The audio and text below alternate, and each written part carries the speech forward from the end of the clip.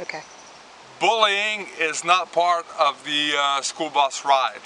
And bullying is, well, the use of strength or influence to intimidate, manipulate, or overpower someone. And it can be done, it can manifest in two different ways. Verbal or physically, verbally or physically. And as a school bus driver, parents normally look upon you to prevent bullying, to have a zero tolerance attitude toward bullying on the bus. And it's perfectly normal because you just don't want people to mess with your own kids. So other members of the community pretty much have the same expectations.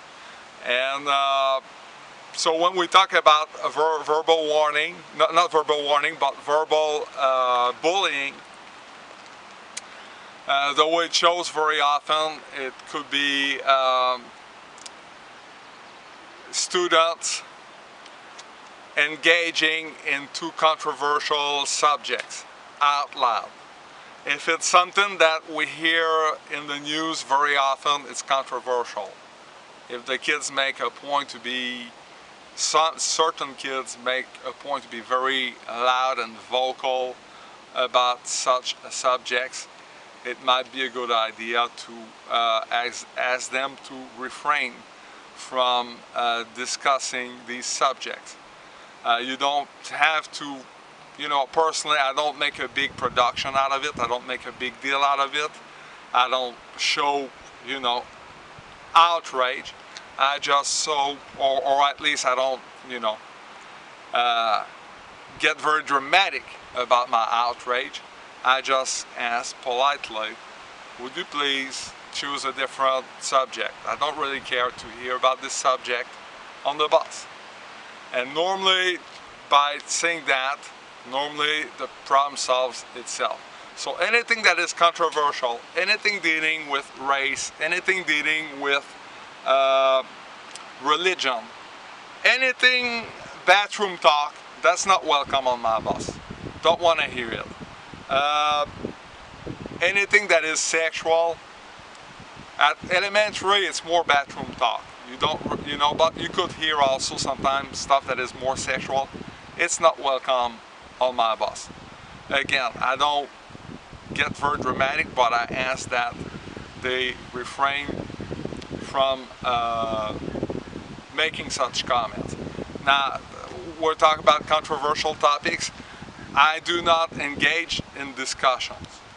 I just ask them to not discuss this subject. That is the best way to solve the issue. So that way you don't get into an argument that you might not win, and that might, take you somewhere where you don't even want to, you don't want to visit these waters, so to speak. So normally a verbal warning should be enough. If not, I wouldn't make a big fuss out of it.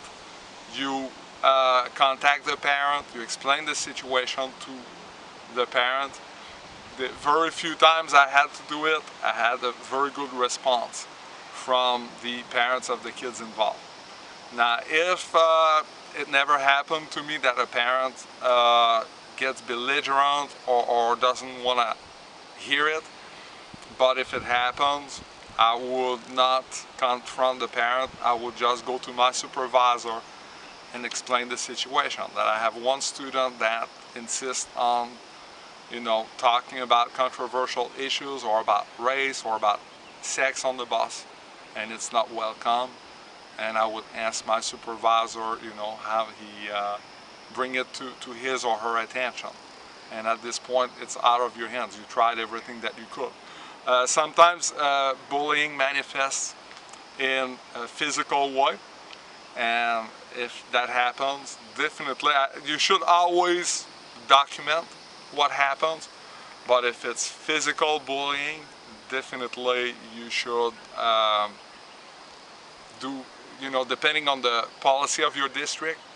But in my case, I always do a write-up. Every time a student lays his or her hands onto another student, I just, you know, write a discipline report. I report it to the school, to my supervisor, so that way it's officialized.